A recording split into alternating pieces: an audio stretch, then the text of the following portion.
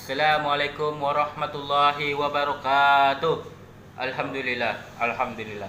Alhamdulillahirabbil alamin wassalatu wassalamu ala asrafil anbiya'i wal mursalin sayyidina Muhammadin wa ala alihi washabihi ajmain amma ba'du.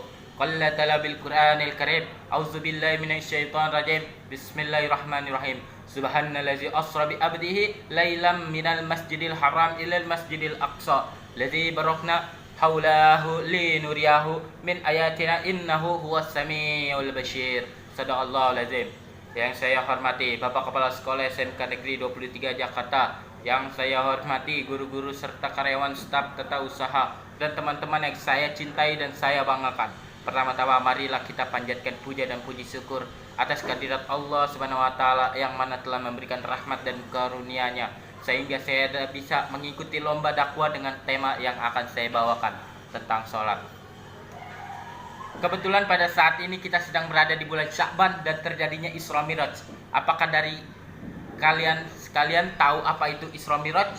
Isra Miraj merupakan salah satu peristiwa penting dalam sejarah Islam karena mengisahkan perjalanan Nabi Muhammad SAW dari Mekah ke Masjidil Aqsa di Yerusalem. Tapi pada saat itu ada peristiwa di mana Nabi Muhammad SAW mendapat perintah dari Allah Subhanahu wa taala untuk menjalankan sholat 50 waktu.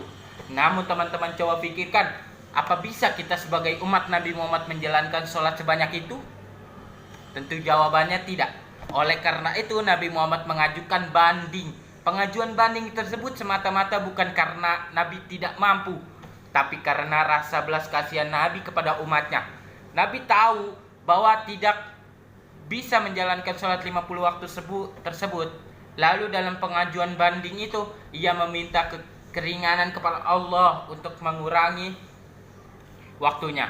Pesan tersebut disampaikan kepada malaikat Jibril.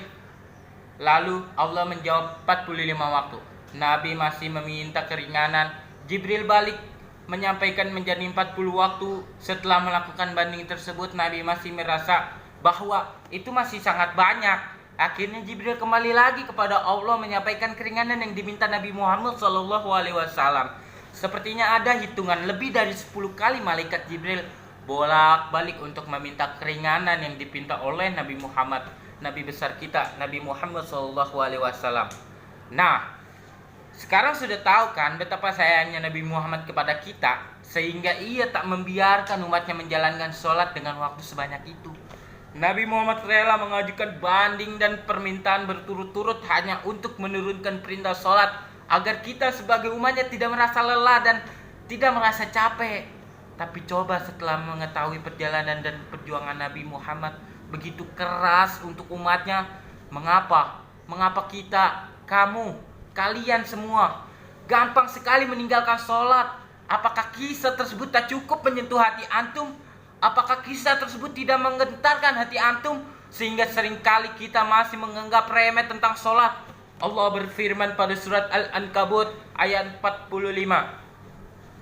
Bacalah kitab yang telah diwahyukan kepadamu dan laksanakanlah sholat. Sesungguhnya sholat itu mencegah dari perbuatan keji dan mungkar.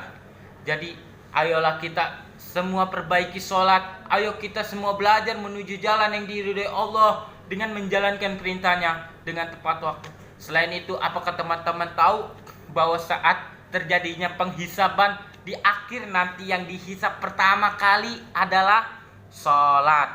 Sholat adalah tiang agama kita. Kalau sholat saja tidak pernah dilakukan, lantas apa yang bisa kita jadikan tiang dari agama serta keimanan kita?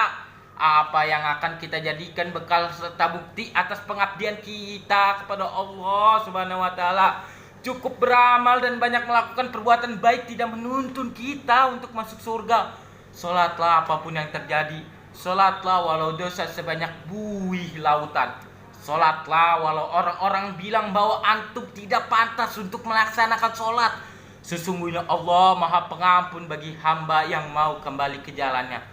Sekian dari saya berharap apa yang saya sampaikan ini akan menjadi pelajaran, akan menjadi pengingat serta ilmu bagi teman-teman semua yang menyaksikan. Bila ada salah-salah kata, salah ucap yang saya sampaikan, mohon dimaafkan. Wabillahi taufik wal hidayah. Wassalamualaikum warahmatullahi wabarakatuh.